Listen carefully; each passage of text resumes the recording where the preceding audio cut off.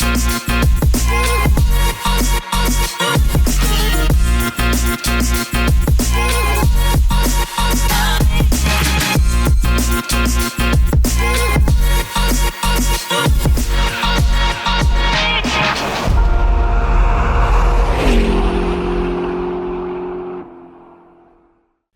everybody. Welcome to episode 7 of Life in the Razor's Land and the second College of Business episode. Today, we have on Robert Riley. How you doing? I'm doing terrific. You doing good? What are we going to talk about here today? A little bit about some personal growth and development, a little leadership principles here and there, and give you a little bit of background about myself, and have some fun. Have a good time. So we have the first thing is introductions. Tell the viewers who you are, how you got into that seat, and the growth stuff that we'll be talking about. Yeah, so I actually went to UNOH. I got 3 degrees from here, and back in 2010 is when I first got here. I was part of the first baseball team here, so that was a really cool experience. After I graduated, I got my undergrad, I went straight to the workforce, entry-level job, and I worked really hard to work myself up the ladder, and did so. Currently, I'm an assistant vice president for a consumer finance company, so I oversee a division in our company here in Northwest Ohio. And honestly, probably towards the end of 2024, I had done a lot of growth and development. A lot of it was, circumstance with life. Some things got thrown my way, and I had to adapt and overcome. And I learned a lot about myself. So, towards the end of 2024, on this journey or this path, I thought, there's a lot more I could do outside of my professional life, because I love what I do. But at the end of the year, I thought, maybe I should explore personal growth and development. At first, I didn't know what that would look like. Whether or not that would be with like other companies or employers, and maybe working with professionals when it comes to culture, development, leadership, communication, all that stuff. But then I remembered, back when I was 18 years old, so that's 17, almost 18 years ago, where was my head at? What didn't I know? There are so many things that, looking back at hindsight, because hindsight's 2020, that I wish somebody would have told me, or I wish I would have had a mentor or something to help me out. So in 2025, I started to, maybe reach out to some people that I networked with, connections and whatnot, trying to get involved more. And that kind of, landed me here. So I had spoken with the alumni department and got in contact with Dr. Evans and then Phil, and got an opportunity to talk to some of the student athletes a couple months ago. And then, here we are. So just trying to keep it going. Yeah. And you mentioned learning to adapt and overcome things that are thrown your way completely unexpectedly. So jumping back to kids my age here at UNOH, how important is it to understand how to adapt and how to overcome when stuff comes your way instead of just, breaking down? Sure. So, and it's hard to do in the moment, because oftentimes it's crisis or something that's unplanned, so you're more or less reacting like a fight or flight kind of thing. Exactly. Yeah. It's hard to compartmentalize what's going on, depending on what the circumstances are. But one of the things, and there's so many of these out there that you can find on the internet, but people that tolerate uncertainty the most, they inevitably win. I mean, it's just a fact. So when you're faced with something that is unexpected or unfavorable, it's just more or less you really don't react. One of the biggest things that I think has helped me is I don't react. You take information in, evaluate, your decisions or what's going on in the moment, and you kind of assess, the next best step.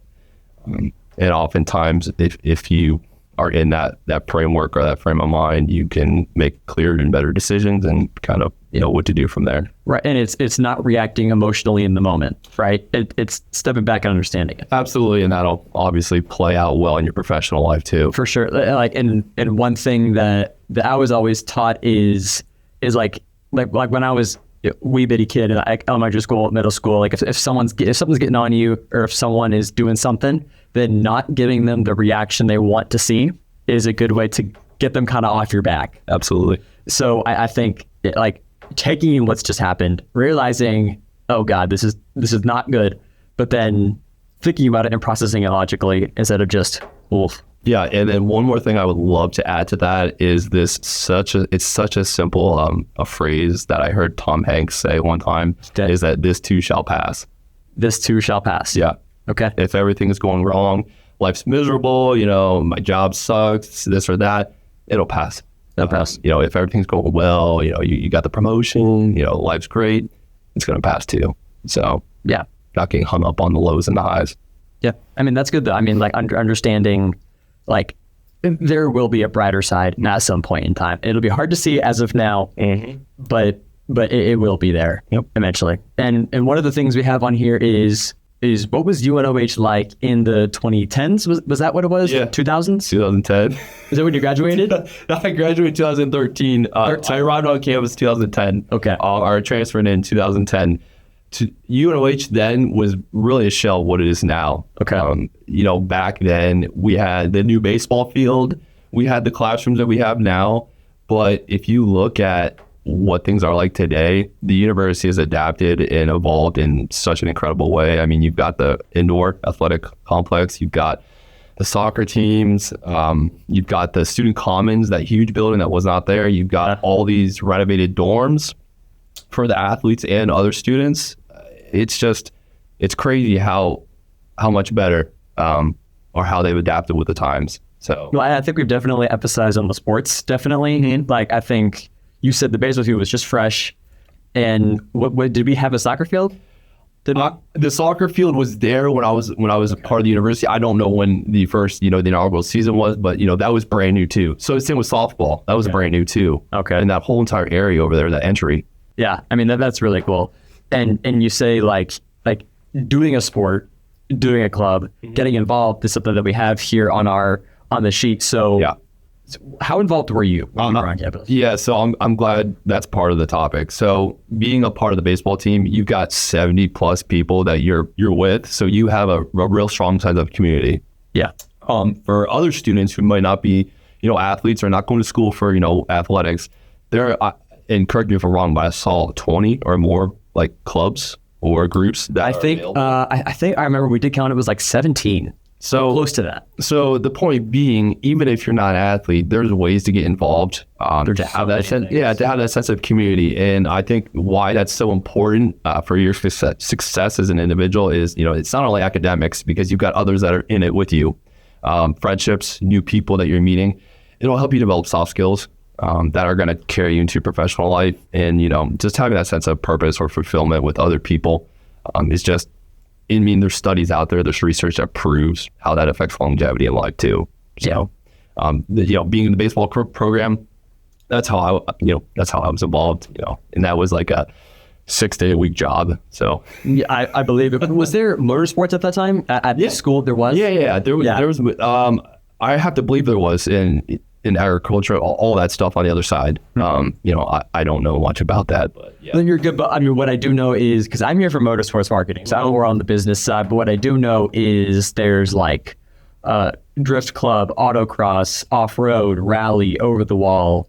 I could go on forever on how many different motorsports related things there are. So I feel like just half of that list, if you like something to do with cars, then even that alone is something for you to do. Absolutely. And I mean, just for the business kids, there's AMA, the American Marketing Association. So I feel like any business kid could be productive and feel involved through just that alone. Yes. And, there's also where we are in Allen County, there's so much industry. There's a large variety too. So, I mean, getting involved with internships, that's something that's invaluable as well. And I know being on the board for the College of Business, like we want to have local employers work with our students and, get them involved and give them that real world experience before they're actually out there. So I think it was one thing that was mentioned on, I believe, episode 4, or I might be wrong, but it was mentioned like, how is it possible to to like graduate college and then find an entry-level job with required 3 years of experience. I know that's the... How? I just don't understand that. But it was mentioned that like at UNOH, you can get that 2 to 3 years of experience by getting out there and doing these things. Yep. Like with, just thinking about the motorsports side of things, like why would a team consider you over another candidate if you don't have 2, 3, 4 years of being in a club who does this motorsport at least every month, every day, and you're learning that way. Yep. So I think like this school, not only just the curriculum, but just getting involved can bring you that, 2 to 3 years of experience. It'll bridge that gap to boost you out of college. Yeah. And so just about yourself and just about UNOH, before we head to our first break, what should a listener know, like a freshman know coming in? What should they know about UNOH? What should they know? Well, I would say, okay, in today's environment, in today's world, I don't think where you go to college is necessarily as important, again, it's my opinion. But as technology evolves and access to other resources, is more widespread, I think the fact that being here at UNOH with how, close knit it feels is such a benefit to students because you're never going to feel lost. You're always going to have help or a resource or somewhere to go versus if, you're at like Ohio State University, it's a huge campus, you're just a number, you're just a face in the crowd. So I would tell students coming here that, be excited and optimistic that you're going to have, opportunities to grow yourself, educationally, personally, and develop friendships. And you're going to have people there to help you along the way. Yeah, and I think that's one thing that I feel like every college says. Every college says, you're not just a number here. We really care about you. Right. But from a student's perspective, I promise you're not just a number here. Yeah. Like I can tell you firsthand that the faculty is literally right next door. Just walk into their office, have a conversation, and they are literally there to help you. Yeah. Just look at this podcast. Like we're able to sit down and just talk with faculty for an hour about topics related to whatever they're good at. So I think that alone is proof that you are just a number here, because I have a lot of friends and family who went to or are currently at big universities, these grand, like uncountable numbers of students, and their professors don't even know their name by the end of the year. It's a fact, yeah. So yeah, I definitely could not agree with you more. So you ready for the first break? Let's go. What do you know about it so far? Do you know anything about how we do our breaks? I don't know. You don't know? I don't know a lot, but... Okay, so we have this thing. This thing. This is a toolbox, if it isn't noticeable already. Yep, looks like. And inside of here, we have little questions. Okay. To get your opinion on some funny stuff. So this first one is would you rathers. Okay. So I need your opinion. I'll just go to this one here. Hear me out. Would you rather have your alarm in the morning never work or always go off 30 minutes early? And I have my answer. I would say that I would have it never work because I trained my body to wake up. Yeah. So every day that it's not a factor. Yeah. Well, cause are you where it's a set schedule? Are you going to bed at the same time? Yes. Yeah. I'm a very structured person where I look at things a particular way. So I've trained myself to, I just wake up on my own. So that I was definitely that same way for a little while. I promise you, I was asleep at 11, no later. Don't try to call me. And my body would wake me up at 6 or whenever school started. So yeah, that I agree. But for me, as of now, I would do 30 minutes early, 100%, because my sleep schedule is a lot different now. I was going to say, what's changed? A lot has changed because there's more on my plate. There's more to do. I have all these assignments and school stuff and the podcast, AMA, a bunch of other stuff. So I would rather go 30 minutes early because I've never had an issue waking up. I'm a morning guy. I have never had an issue waking up. And I was having a conversation with my friend the other day, and it was like, why do you wake up so early? Because I wake up like an hour and a half before class. But the reason I do it, hear me out, stop that, hear me out. The reason I do it is good. Is because I would rather wake up earlier and get ready very slowly and at my own pace instead of getting an extra 30 minutes, 45 minutes of sleep and have to jump out of bed, get ready as quick as I can and get out the door. That's not how I want to start my day. So that's why because honestly, normally I get my wake up, morning routine done. I can be done up to around 15 minutes. But I go super slow and I'm on my phone half the time, just actually waking up for the next hour and a half. Because if I wake up at 6:30, I'm going to feel the exact same if I wake up at 7:30. I will feel no different. Yeah. And you could take that principle into like the real world professional experience. And if you don't already know the research on it, but the people that wake up, the early rides, like 5 a.m. and you look at success and how their lives are, it'll benefit you going forward. Yeah. I mean, I've always been a morning guy. I've never had an issue getting up and out of bed and getting in the shower. So I'm a shower in the morning kind of guy. Are you? Yeah. Okay. Yeah. I go to the gym every morning, so kind of need to. Gotcha. For sure. All righty. So we'll do one more. Okay. Yeah. You want to pick? Yeah. Want to pick it? I'd love to. Maybe it'll be more challenging for me. I spilled some. You're good. I'll pick it up. Lose your keys once a week or your wallet once a week. I will say my wallet because I don't have any cash in it, and I'll just get a new card. That's funny. Oh wait, can I make keys in my wallet right there? Yes.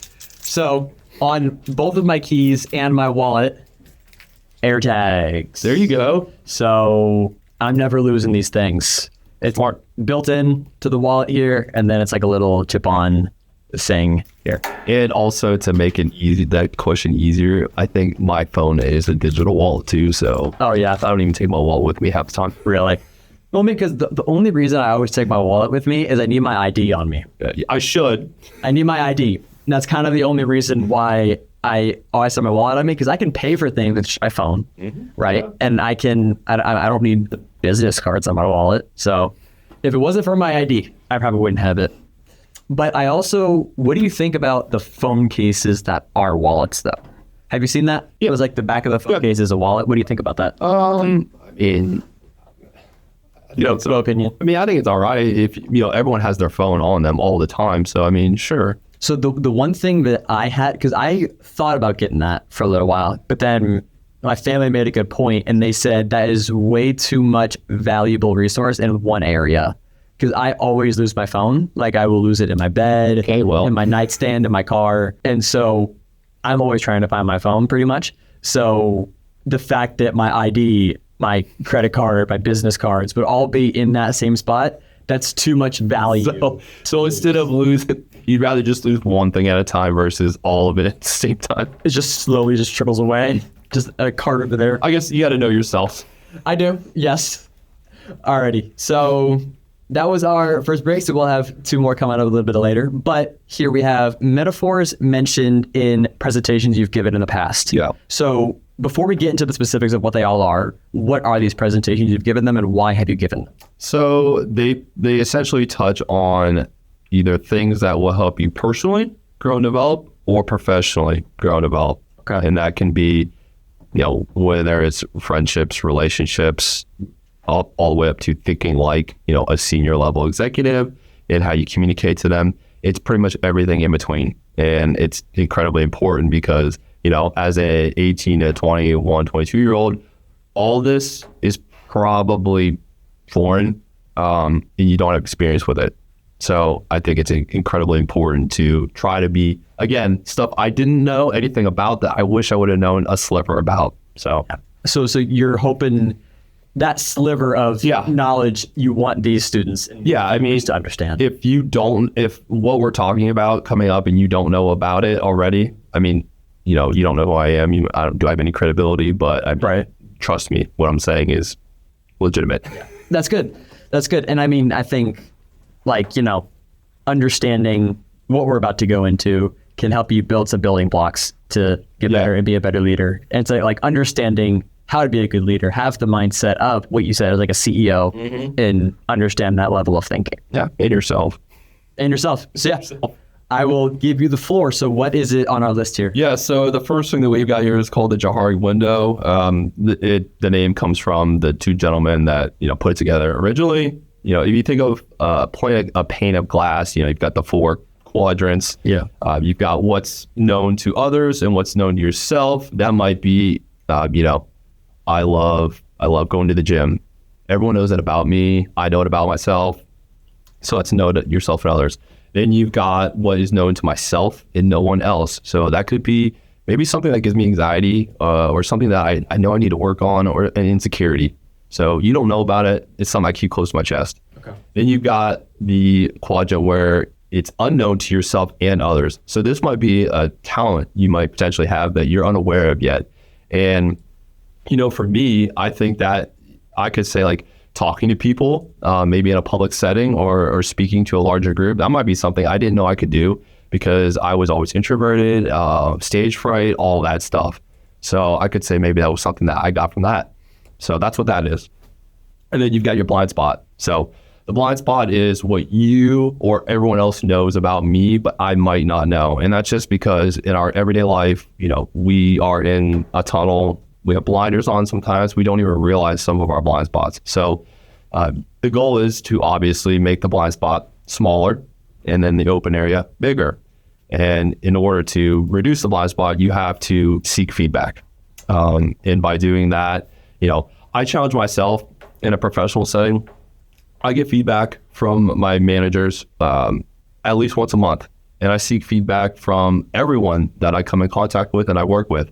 And with technology, you can utilize that in different ways. But, I try to get that feedback, good or bad. And when you do get that feedback, you obviously can't take it personally.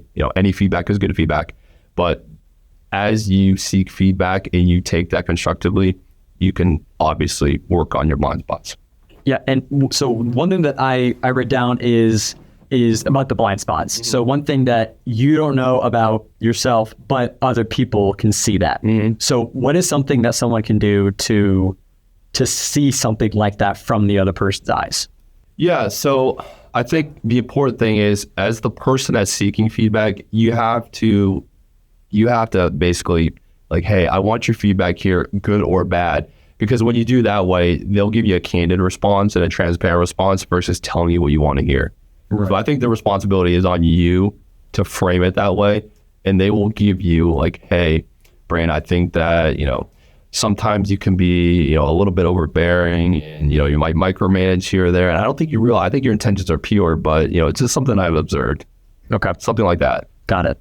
Yeah. I think you and I were having a conversation before where I feel like the critiques that I've been given on some of my work and some of the stuff that I've done in the past has been so much more beneficial than compliments that I've been given. Yeah. I feel like everybody could say, oh, nice job. It looks good.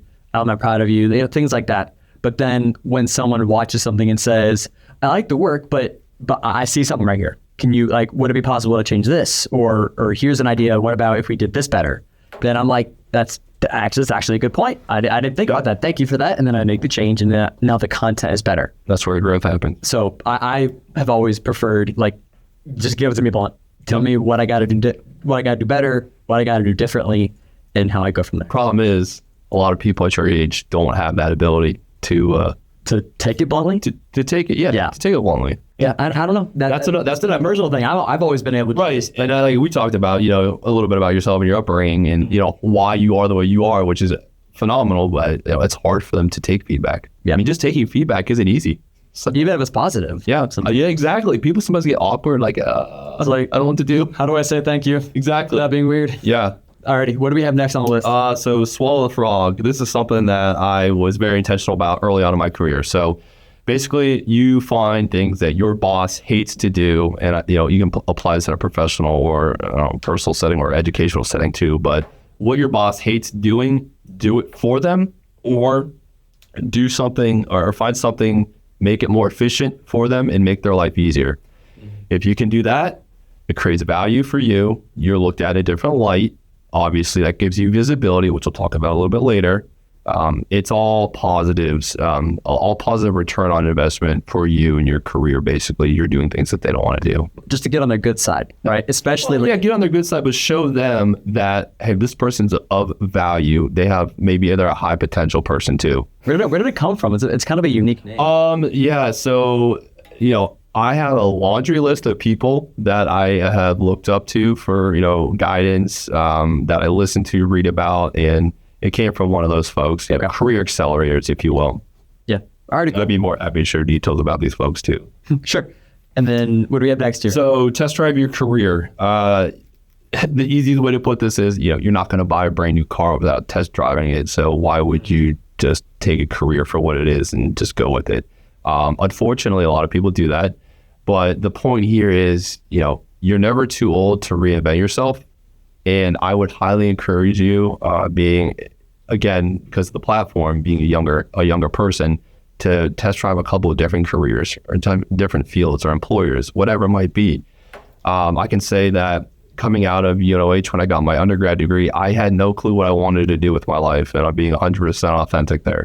I just applied for a job and they got back to me very quick and offered me the job, I think because I could talk to people a little bit and I had a degree.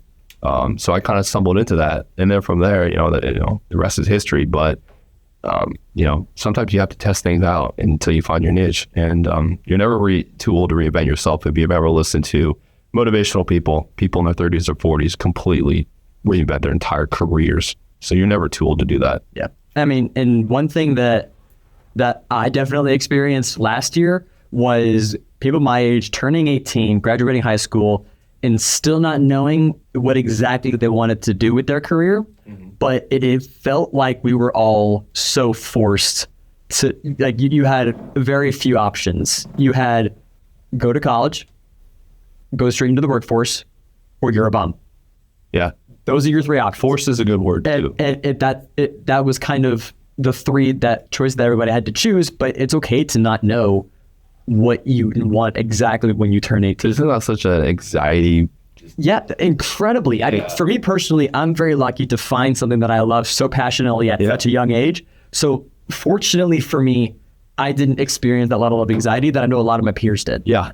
But I know a lot of people were, it's like I don't want to take a gap year because that sounds bad.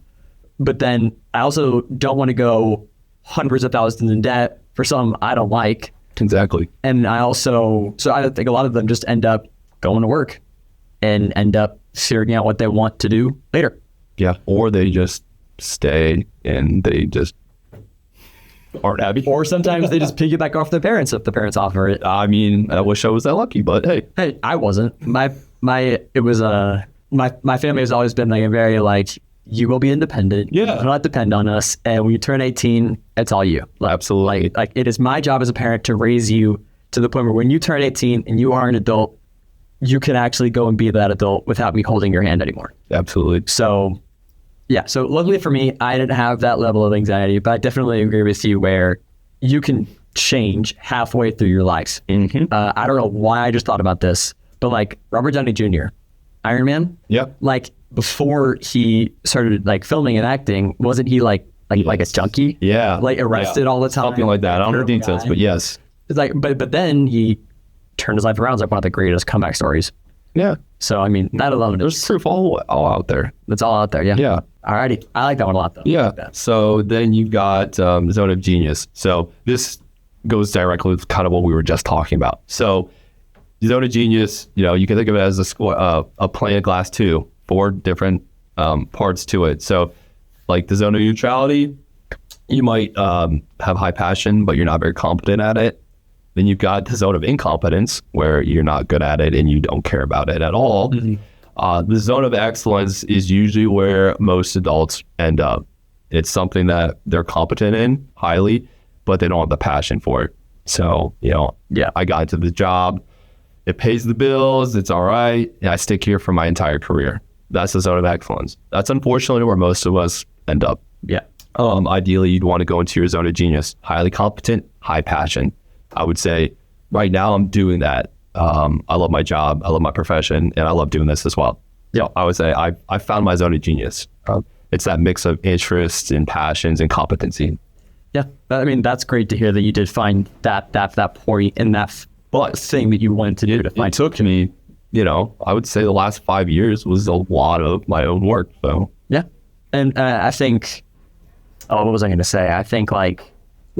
you have your zone of things that you want, and the word that you used was find what you are capable of, but also find your passion. Yeah. Which is coincidentally UNOH's like motto, where it was like the motto is you're here to drive your passion into a career. That's kind of the whole mindset that UNOH is about. And because a lot of people here, especially the tech side, has the love for cars and for racing, for motorsports, things like that. So I think a lot of people at the school specifically have a passion, but finding what you're good at in said passion is where you can find your zone of genius, go there and excel there. Yeah, and you've got some responsibility yourself to do your own homework to figure out what am I good at? But that also tells you like, hey, you can reinvent yourself whenever you want, man. If you're not happy, you can change. Just you don't have to do what you're doing. Yeah, right. And I think, and it kind of goes back to the getting involved thing from the beginning of the episode, where it was, you have your passion, this is your umbrella, this is what you want to do for the rest of your life, but just find which raindrop is actually for you and go right at it. So if you are involved, you're surrounded by your passion, get involved and find that niche that you want to stick in. Isn't it just wild how all this stuff goes hand in hand? Yes. I think it sounds so elementary when you talk about it. Well, it's wild. It does sound elementary because it sounds like when you're in elementary school or in middle school and it's like, find your passion, chase your dreams. It's like, cool, I have to sit here in another school assembly, listen to this. Yeah. But now that we're here, now that we're at the turning point where we can choose what we want to do with our lives, it kind of is a full circle thing where maybe we're talking about something correctly in elementary school. But it's like, and especially at a place like UNOH, as I mentioned, you're surrounded by everything you love, which is motorsports for a lot of students. Mm-hmm. So get involved and find that niche, and there's plenty of careers in that and connections to get you there as well. Yep. Next thing goes hand in hand with that. So no one cares about you. Mm-hmm. You could think of the example, if you walk into a crowded room, like a restaurant or, I don't know, a classroom, and you're the last one in there, you feel like everyone's staring at you. Everyone's judging you. They're looking at you. What am I wearing? How do I appear?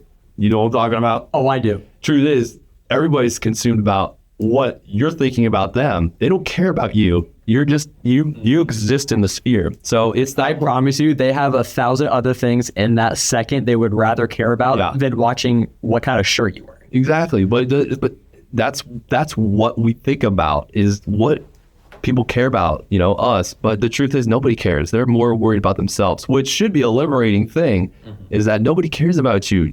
Do what you want to do. And I used this example recently, so it's a little bit redundant, but, in 3 generations, no one's going to even know your name. Mm-hmm. So, do what you want to do. Right. And I think, and that kind of reminds me is if someone is going to care and call you out on what shirt you're wearing, call you out for the weird shoes you got on your feet, then they have their own set of problems that isn't worth your time anyway. It says more about them. It says a lot more about them. If they're going to take time and stop worrying about their own things and tell you how bad your shirt looks, then that's a much bigger conversation that needs to be had anyway.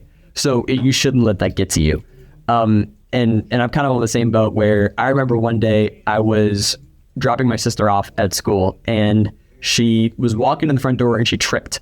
It was like a pebble on rock on the floor, and she tripped. She didn't fall, she kind of stumbled, but then I was talking to her at the end of the school day, and she was like, "That's so embarrassing. Like, oh my God, I really just tripped on that rock in front of all my friends. Life's over. I will never recover from this." I'm like, "I promise you're fine." Like, yeah, someone might have looked at you and been like, "Oh, are you okay?" For the next 3 seconds. Yep. And I promise you, no one but you has thought about it since. Yeah. It's easier said than done, though. For a lot of people, it is easier said than done, because they overthink a lot. They let it get to them. Yeah. And they overthink, like, oh yeah, what are they thinking about me? Yeah. Where they probably haven't even glanced over. Absolutely. And I think we touched on this a little bit before we talked, but I think a lot of this stuff is extremely relevant for your generation in particular, because we talked about, how you grew up and what you experienced during the COVID years, the isolation and the social media boom and these unrealistic expectations and anxiety. And it's not, the cards that your generation was dealt wasn't exactly fair, put it lightly. I mean, that might be true. And I've seen a lot of memes where it was like, during our ages of like 12 to 15, where you do grow a lot of fundamental people skills. Yeah. Normally, Yeah. we were all on lockdown behind the screen. And now that we're 18, everything in the world is happening. Yeah. So it's kind of, it's a funny meme to look at. Yeah. But I mean, I think you definitely do have a point where social media has had its impact and has affected people's thoughts on things for a long time. Expectations too. And expectations. And I barely escaped it. So I'm glad. And like comparing. Yeah. A lot of it is comparing. Thief of joy. Comparison to the thief of joy. The thief of joy. Oh, absolutely. Well, and I think, we also mentioned in that talk where it was that actor from Interstellar. I forgot his name. Yeah. I don't ask me, but I know the face. The guy from Interstellar, he got this big award for acting, and he gave this speech where he said, someone talked to him. They said, "Who is your hero?" And he says, "My hero is me in 10 years. But then that same person went back to him 10 years later and said, "Are you a hero?" And he goes, "Dude, I'm not even close. Like, I am nobody right now. But then my hero is me in 10 years from now." And then the cycle kept repeating. But long story short, it was, my hero is always me, who I want to become and who I'm actively chasing. And what you said, it literally flows into the next thing perfectly. What is it? The infinite game mindset. The infinite game mindset. So unfortunately, most people, they think of life as a game where when I get this job or the promotion, I'm going to be happy, I'm going to be fulfilled. When I get married, when I have kids, when I buy the house, it's going to check off a box and I'm going to be fine. When in reality, all that leads to is the next thing. You're never happy. You're never satisfied. It's a finite game that you think you're playing, but you're not. And what you just said with that quote from the movie is an infinite mindset where you're always evolving. There's unlimited number of players. There's no finish line. It's, did I get better today? Kind of like that. Yeah. So, I mean, perfectly. Yeah. Like, what did I do to make a step, like make a baby step towards my hero in 10 years? Yeah, exactly. Yeah. So it's just having that mindset where you're just always evolving. I think it's a very strong mindset. Yeah. And then we have one more on the list. What is this? Strive to be like a blue zone. So if you don't know what a blue zone is, these are geographic places in the world where people live to be like over 100 years old. Okay. So these specific zones, and there's a common themes with why they live this long. The reason why this is relevant is your relationships, your personal relationships, and your involvement and feeling, part of a community dictates how long you live. So people that are isolated and don't have deep connection with, a spouse or a partner or groups or something, they don't live as long. So it's that fulfillment. So you want to develop these relationships. You want to do the things that they do, which, sense of the family is very important. Eating together, doing things together, staying active, walking, exercising, taking care of your body, and being involved with other things like groups. How often do people go out to dinner anymore? How often do they join a club, a social club, or athletic club, whatever it might be, intramurals, all that stuff. So that's kind of the point behind it. Yeah. Yeah, I mean, I like that. I like the message that kind of brings. I think it's a good close to the metaphors that we do have for this presentation. So we will do one more break. Okay. And then we'll do this break, and then we'll get into our last section, which is relevant themes today for leaders of real world. So the next one we have is hot seat questions. Sorry. So it's getting hot and spicy. We need to know your opinions on some interesting topics. All right, let's do it. So I'll do the first one, you do the second, yeah? Yeah. Okay. This one is, what is something you wish you were more consistent at? Oh, checking in with family. Checking in with family? Yeah, I know that's not, it just goes with what we're talking about, but yeah, I always think about like how fortunate you are to have certain family in your life. Mm-hmm. So that's one thing I wish I was better at. And sorry, it's not funny. No, we're not looking for light. No, we're not looking for that kind of thing, but it's fine. But it's like, because I have a Google Sheet on my computer. It's my little habit tracker. So at the end of the day, I check off the boxes of what productivity stuff that I did that day. Okay. Where a box is checked if I completed a project, or I did a video, did I eat good food, because that is on my box to not eat horrible food. So if I ate something good that day, if I woke up at a good time, If I stay on top of my assignments, just a checkbox of 10 things that I want to make sure I hit throughout my day. I don't think many people your age or students do that. Just see it. Hold on. It's actually it's kind of interesting, actually. You are way more organized than I was at 18. This thing right here. All right, anyway, while that loads, so that is something that I actually do have on this list, is making sure I reach out to someone that I love. Okay. So right here, you can see like there's a little graph on what I'm doing. This is like a graph of like what I rate my day 1 through 10. How motivated was I throughout that day 1 through 10? And you do this every day? Before I go to bed, yeah. So it's like wow. So that is my day-to-day criteria I try to tick off every day, which I don't every day. I don't hit some boxes some days, but that's organized. I try to have that mindset. So something I wish I was more consistent at, you said reaching out to parents, that is something that I do make sure that I do every day. Just hang on the phone call. I know the other day I called my dad because I didn't know what kind of bacon I liked when I was at the store. I was like, do I like this kind of bacon or that kind of bacon? But that took my box off this. I reached out to someone I loved that day. But yeah, so I agree with that. So you can do the last one here. All right. What's something you think will never go out of style? You go first. Something I think will never go out of style. Is it like a clothing thing or just anything? I guess anything will never go out of style. I could say stuff I think will go out of style. No, I think honestly, I don't know why, but the first thing that came into my mind was, for whatever reason, the one thing that I keep coming back and then going away and then back and then going away is pop-up headlights on cars. I feel like everyone, like people in the car community, you either love pop-up headlights or you don't like pop-up headlights. But I saw a car recently at, I think it was PRI or SEMA, where it was a modern day car with pop-up headlights and it looked phenomenal. So I think one thing that will never completely go out of style is pop-up headlights. I think there's always someone out there who will love pop-up headlights, including myself. I can tell you I've never thought a day about pop-up headlights in my life. You're not a car guy. I get it. Hey, I love pop-up headlights. If I could have pop-up headlights on my 23 Civic, I would. I want to break the rules. I want to pick something else for my response. Okay. There's your options. What's something that instantly makes you tune out? Oh, I find. I mean, again, the first thing that comes to my mind is so relevant to like being a parent and being a professional. Is that complaining? When people complain. When people, I guess I should say, when people make excuses. Yeah. And I understand completely. Like, people have stuff going on.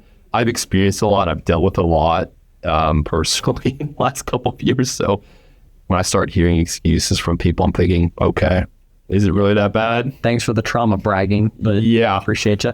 But anyway, so I think my answer to that is, one pet peeve that I've always personally had is if I'm trying to have a conversation with someone and they keep their AirPods in. That has always been a big thing for me. Like, can you please show that you actually, what? Or why are you laughing behind the camera? People that talk on their phone with speaker, like in a public place. Oh my God, on speaker in Walmart? No. Come on. Alrighty, but yeah, that's I hate it when someone is trying to talk to me. I don't know, but that's just me. Alrighty, so we're running out of time, so we'll knock out these last couple ones quickly. Right. Relevant themes today for leaders in the real world. Yeah, so you got to think like a leader. As you get to your career, you'll get experience, you'll develop all this stuff, but a lot of times people are, they're the weeds, the ground level, the daily tasks, the spreadsheets, all of that nonsense, where oftentimes they're working harder than they need to work. So you want to take that to a little bit of a higher altitude, which would be maybe your boss, and then ultimately to the highest bird's eye view, 30,000 feet in the air, where the senior executives live. So great example where you kind of just see firsthand how framing words or framing something changes how it's viewed. So you're the weeds. I developed a dashboard that tracks customer complaints. I think I may have used this example. So that's at the ground level in the weeds. A little higher altitude for your boss. So I created visibility into customer pain points so we can detect them. All right, that's a little more valuable. So if I'm thinking like a CEO, I developed an early warning system that helps protect our brand value and retains our customers for life. Okay. Same thing. Same thing. I just said it a different way. Yeah. I mean, but you were thinking like a leader. And it's kind of like, is it, correct me if I'm wrong, is it a scenario where it's like, what would they do? Or like, what would the higher up do in this scenario? I think, okay, so with a senior executive or CEO, they don't have time to listen to your 10-minute spiel. To be honest with you, they have maybe 30 seconds. That's it, because of how much they have to digest and, aggregate all this information and data and make decisions on the fly. So the point is, you need to give them value immediately. Tell them what they need to hear. I don't need to know the ins and the outs of it. I just need to know the value and why it's important. Mm-hmm. So that's more or less where that comes from. Yeah. Oh, I think I agree. Like, if you are 30,000 feet CEO, yeah, I promise he doesn't have time for your spiel of why you like it, why it is cool. They just want to hear how it's going to make them money or benefit the company, benefit said problem. Yep. And that's all they have time for. Yeah, unfortunately. But that's the world that they operate in. They have so much responsibility. I mean, that's how businesses go around. Yeah. Yeah. All right. What do we have next? So empathy, recognition, and communication equaling retention. So in today's environment, things are completely different than how they were when, our parents were in the workforce. There is no loyalty from employers. There's a lot of job hopping. People look down on it, but I think it's a lot because people don't understand why people are doing that. A lot of it's because there is no loyalty from employers. People get laid off, companies are downsizing, people aren't being paid or compensated what they should be paid. So one of the things that goes a long way is being empathetic to people. Like, if you're in a position where people report to you, then you have to be empathetic and understand, like, it's tough to be, an adult in the real world right now. Empathy could look like, sick kids at home with one of your employees, understanding like, hey, it's okay. Like, I'm not going to guilt you into missing work because of something going on. That goes a long way. On top of empathy, communication. So communicating transparently, what your expectations are. Here's the vision. I will break down roadblocks, making their life easier. It goes a long way as well. And recognition. So just letting people know that I appreciate what you did, or you did a great job. I saw the effort you put into achieving X, Y, or Z. It's just the little things matter more now than ever because of what the real world is like today versus what it was like when our parents were in the workforce. Because when they were in the workforce, it was, I'm working here until the day I die. And that's just the way it was. Yeah. So we will skip our last break, unfortunately. I'm sorry. All right. Here, we'll do one very quick one. All right. Okay. We'll do one very quick one. This is predictions. So in the future, what is something that people will regret spending money on? Oh, man. Designer clothes? Designer clothes? Oh, yeah. I can't even designer clothes. Like, if you go to Amazon, you know how many options there are for clothes that are cheap, that look nice? It's crazy. Yeah. I think, like, why would you spend $40 on a singular t-shirt or a singular jacket when find something on Amazon, find something cheaper, it's the exact same thing for like $30 less. Yeah. But I agree with you. Yeah. I think my answer would be probably DoorDash. Honestly, DoorDash, because hear me out. I'll do this. Because it costs so much more. I got really bored one day and I did the math. How much gas will it cost me to drive from here and down the road to Taco Bell to pick it up myself and get it and then go back home? So my order is very simple. It's $8 for it's a chicken quesadilla with extra chicken and nacho fries because I have water at home. So it's $8, but it jumps up to $15 to $20 if I have it shipped.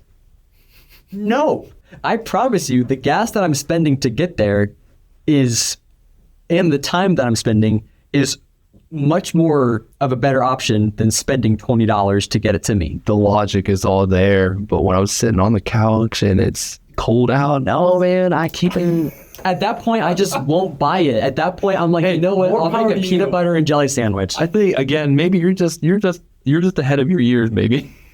I do not want to spend money unless it's worth it. And $15 to $20 for an $8 order to sit and wait. Usually I'm with you. I'm a frugal guy. I'm usually with you there. Yeah.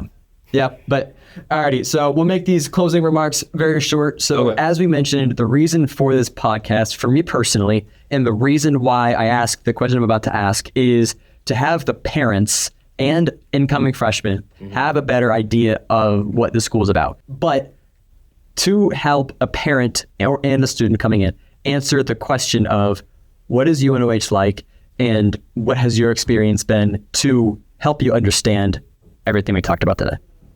So, I mean, UNOH to me, and it sounds like it's been the same for you as well. It's a small school, but it's also like a close knit, like we talked about. The class sizes are small to fine. I mean, it's fine. That's what I like about them is that they're about high school size. Yeah, I think like being on your own for a lot of these people on their own for the very first time in their entire life, and a lot of them come from further away. Mm-hmm. I think it's feeling like you're not in some foreign land. I mean, Lima's just like any other city, in Midwest Ohio, but you have all these resources, and I know that now they have like success coaches, mentors, and counselors, and all of this. It's easy. It's easier to adapt to being on your own. I think going someplace like UNOH, where even like the athletics, it's like the basketball gym's right over there, the baseball field's right over there, softball field's right over there, and like you're with these kids. Like in your classes, I don't know. It's just a more sense of belonging. It's like a family, you know what I mean? Especially if you're on a team. Yeah, I mean, you identify with these people. You know who everyone is. You know who the teachers are. These teachers go to the events. They're involved too. So it feels warm. I guess it feels warm. Yeah, I think it does. Yeah, and I think because I am always so busy, I'm always wanting to do something to keep my schedule full. I'm always speaking to new people, which is only building relationships, only getting more involved and networking through that. So I think the school is definitely a warm environment because I'm getting out there and I'm taking advantage of all the opportunities. So, because what you said is it's a lot better than some giant school where you're just a number. But I think at the same time, it also is about your approach, because it doesn't matter if you're in a small school or a big school. Yeah. If you're the kind to not do anything, never speak to anybody, just do what you have to do to get by and go back to your dorm, then it doesn't matter where you are, you're not going to get right, absolutely. And then the one other thing that we'll say is knowing some of the people that are in leadership positions here, and by talking to people on the board and being involved in those discussions, we want the students to promote them. We want to help them find their way or their niche or whatever is important to them, and get that. And if you're local, we want you to stay local. It's very important to the people here that we keep talent around here and we help them evolve and be great people. And I think I maybe small testament to that is that I went here, I stayed local relatively, and I am where I am. So yeah. Alrighty. Well, I really do appreciate your time. It's my pleasure. Is there anything else that you think that would be important to know before we close out the episode? No, I'd just say if you're still listening, don't ever stop developing yourself and growing yourself. Don't ever stop. Always evolve. There's always room to grow. And as we mentioned earlier, you can always reinvent yourself. Yeah, absolutely. Alrighty. Well, thank you for your time. I really appreciate it. Absolutely. My pleasure. Alrighty. Thank you guys. Bye.